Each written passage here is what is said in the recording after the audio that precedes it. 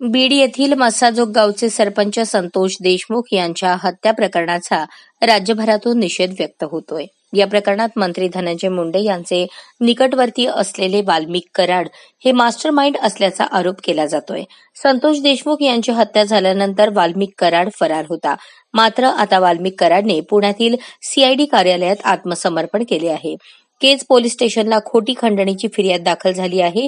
आपण CID office Pune येथे surrender होत असल्याचं संतोष देशमुख यांचे जे कोणी मारेकरी असतील त्यांना अटक करावी आणि फाशी द्यावी। राजकीय द्वेषापोटी माझे नाव त्याच्याशी जोडले जात आहे। पोलीस तपासात जर मी दोषी दिसलो तर न्यायदेवता जी शिक्षा देईल ती भोगायला तयार असल्याचं कराड म्हणालाय।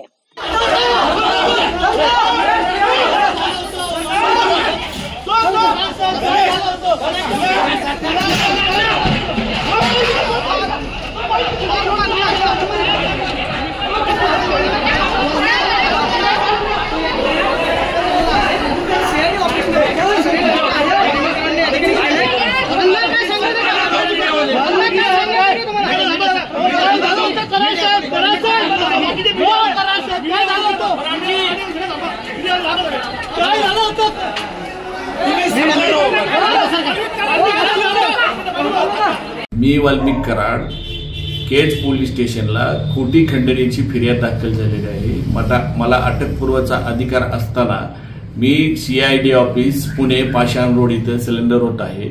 संतोष भैया देशमुखांचे जे कोणी मारेकरी असतील त्यांना अटक करावी व त्यांना फाशीची शिक्षा द्यावी। राजकीय दोषापोटी माझं नाव त्याच्याशी जोडलं जात आहे।